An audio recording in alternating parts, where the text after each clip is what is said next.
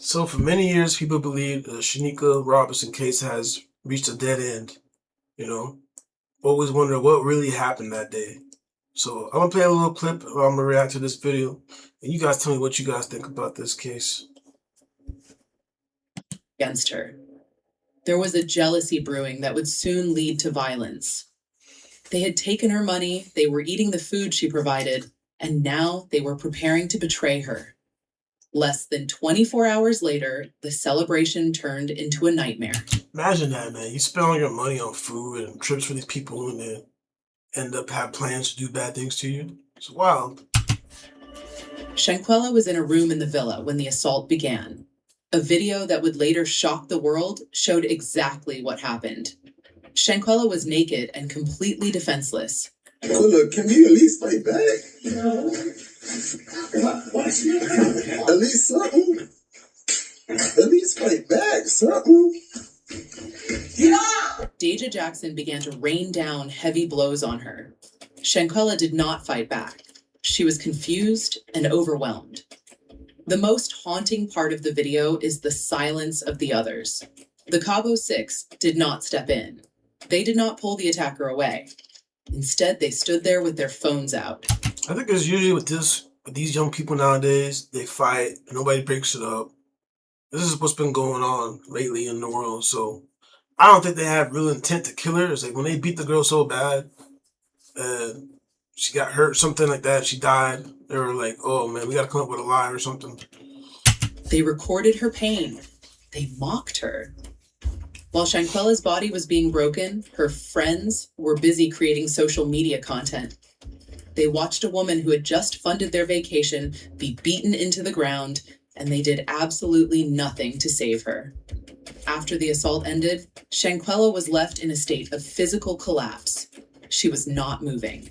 She was in extreme pain. This was the critical moment where a real friend would have called for help. But the group did not call 911. They did not rush her to a local hospital. Instead, they spent hours watching her deteriorate while they perfected a lie. Yeah, they started panicking, man. So this is the best lie they could come up with. That, bull crap. She was drunk and whatnot. It's wild, man. It's crazy. Khalil Cook made a phone call to Shanquella's mother, Salamandra. He didn't sound panicked. He told her that Shanquella had alcohol poisoning. He said she was just sick from drinking too much. He told her mother not to worry because they were taking care of her. He was looking at a woman with a broken neck and telling her family she just needed to sleep. The timeline shows a terrifying gap in care. It wasn't until 2:13 p.m. on October 29th, 2022, that the group finally called for medical assistance. Even then, they didn't tell the truth. They told the villa staff she was dehydrated.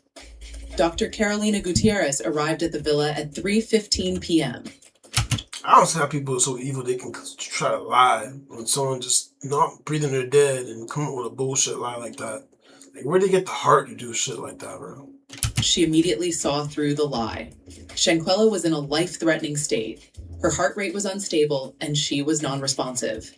The doctor told the group repeatedly that Shanquella needed to go to a hospital right then. She explained that this was a medical emergency. The group refused. They stood in the doctor's way. They claimed they didn't have the cash for a hospital bill. They said Shanquella had been like this before. They ignored the doctor's pleas even when she offered to take Shanquella to a free public clinic. They were more afraid of the truth coming out at a hospital than they were of their friend dying in front of them. While the doctor was trying to save her life, Shanquella suffered a massive seizure. It was so violent that the IV the doctor had just inserted was ripped out of her arm. In that moment of pure terror, the Cabo Six did not step up. According to the doctor's official statement, the friends panicked and fled the room. They ran away, leaving the doctor alone with Shanquella as her body gave up. Dr. Gutierrez had to scream for them to come back and call for an ambulance. When the paramedics finally arrived, it was too late. Shanquella had no pulse. They tried to revive her for nearly an hour, but she was gone. At 5:57 Sick bastards, man. Sick. p.m., Shanquella Robinson was pronounced dead. The group's reaction to her death was the final act of abandonment. They didn't stay to talk to police. They didn't wait for her parents. They packed their bags, went to a hotel near the airport, and flew back to the United States. They left Shanquella's body behind in Mexico and returned to Charlotte to tell her parents more lies. They were already home before the Robinson family even knew the alcohol poisoning story was a cover-up for a killing. The Cabo Six arrived back in Charlotte, while Shanquella was still in a morgue thousands of miles away. They did not go to the authorities to report a tragedy. Instead, they went directly to the Robinson family home. They walked into the living room and sat on the very sofa where Shanquella used to sit. Khalil Cook and Deja Jackson looked Salamandra Robinson in the eye. They repeated the lie. They told her that Shanquella had simply drunk too much and passed away from alcohol poisoning. I don't know how people keep a straight face lie like that. Motherfuckers going to hell, man. People like that, they going to hell. They acted like they were grieving. They even shed tears. Salamandra, still in shock, welcomed them. She thanked them for being there for her daughter.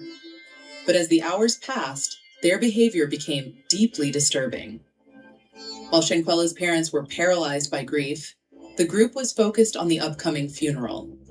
In a detail that Bernard Robinson will never forget, the friends sat in his house and began discussing what outfits they were going to wear to the service. They debated over dress colors and styles. They were planning their fashion for a funeral they had caused. Bernard Robinson watched them closely. He noticed that Khalil Cook was not acting like a man who had lost a sister. He was too calm. He was too controlled. Bernard later said that when he started asking specific questions about the timeline in Mexico, Khalil began to sweat. He was sweating so heavily that it soaked through his shirt. Sweating like a pig, you big fat liar. It was the sweat of a man who knew a video was about to surface. The wall of silence finally broke because the group couldn't keep their lies straight. One friend said Shanquella was found in the shower. Another said she was found in bed. A third said a maid discovered her. These contradictions pushed the family to dig deeper. Then the video leaked. The world saw the truth. There was no alcohol poisoning. There was only violence. The people who were sitting in the Robinson living room, picking out funeral dresses, were the same people seen on camera mocking a naked and dying Shanquella. The deception was over, and the fight for justice had just begun. As the video of the attack spread across the internet, a medical battle began that would determine the entire future of the case. The Cabo Six had bet everything on the alcohol poisoning lie, but they couldn't control the official documents coming out of Mexico. On November 5th, 2022, You can never lie to the autopsy. the Mexican authorities released Shanquella's death certificate. It was a total contradiction of everything the group had said. There was no mention of alcohol. The cause of death was officially listed as severe spinal cord injury and atlas luxation. This was performed the day after Shanquella was killed. It shows Shanquella died from atlas and medullary dislocation. In simple terms, that's a broken neck and a severe spine. I was trying to figure out how they break her neck, man. Like the girls that yanking on her head so much that that shit pop. It's scary. Spinal cord injury. This means her neck was broken at the very top, where the skull meets the spine. The report stated she died within 15 minutes of the injury. This evidence was a nightmare for the group. It proved that Shanquella's death was instantaneous and violent. Based on this, Mexican prosecutors issued an arrest warrant for one of the friends for femicide. Mexican authorities have ruled her death a femicide or murder. A specific crime in Mexico for the targeted killing of a woman. They classified the case as a direct, unprovoked assault. However, when Shanquella's body returned to North Carolina, the legal path became complicated. The FBI took over and performed a second autopsy in the United States. Because weeks had passed and the body had been embalmed for transport, the U.S. medical examiners struggled to see the same clear evidence the Mexican doctors had seen immediately after her death. In April 2023, the U.S. Department of Justice released a statement that devastated the Robinson family. they announced that the U.S. autopsy results were undetermined. Because of this, they claimed there was not enough evidence to prove a federal crime beyond a reasonable doubt. They refused to file criminal charges or extradite anyone to Mexico. This created a massive divide. On one side, you have a Mexican autopsy and a video showing a brutal beating. On the other side, the U.S. government is saying they can't prove what caused the death. The family pointed out that an independent review of the medical records showed a brain hemorrhage, which is a sign of blunt force trauma, not drinking. Bernard Robinson was outraged. He could not understand how a video of his daughter being beaten, combined with a broken neck, That's like a painful death, man. was not enough to make an arrest. It just hurt to the core that these 6 individuals out here came back to the United States soil, walking around here like they ain't did nothing. No one in this world who got kids and daughters will want this done to their child and have to deal with this not knowing what happened and why it happened. The family felt that the undetermined label was being used as a shield for the group. This medical conflict is what has kept the Cabo Six free for years. But the family is now using these same records in civil court to prove that the alcohol poisoning story was a coordinated lie designed to cover up a killing. While the criminal case in the United States hit a wall, the members of the Cabo Six began trying to disappear. They knew that as long as they were associated with Shanquella's name, they would be outcasts. They decided to stop running from the law and start running from their own identities.